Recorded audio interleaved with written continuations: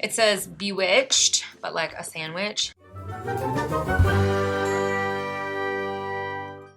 Guys, this is, if you know what an Uncrustable is, this will take a traditional sandwich and help you waste 50% of everything that you put in it. You're welcome.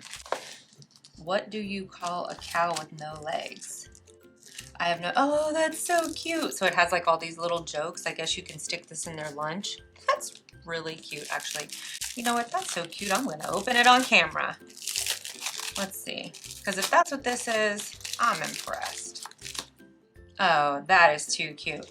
What do you call a cow with no legs? Ground beef. Adorable. And they're probably, God, it feels like there's like 25 or 50 of them in there. That's really cute. What a nice little bonus. You could stick that in their lunch, give them a little lunchtime chuckle. Okay, so it has many shapes. I say many, there are 3. Basically, you know, you make your sandwich and you would try to keep everything sort of towards the middle, and then you put one down, and then once everything's down, it cuts the crust and you push another one down, and that pushes the 2 pieces of bread together, leaving this little thing right here. But y'all don't throw the crust away, because I looked up on YouTube even before I purchased this, and I found some really cute things that you can do. Well, not cute, but they look delicious.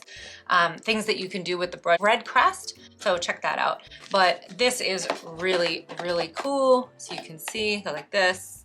Do you see all that bread? Who's wasting that amount of bread? I don't know. There are gonna be some happy ducks near me.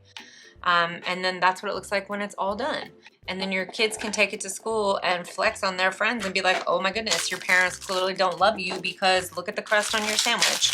Guys, that's a joke. Calm down.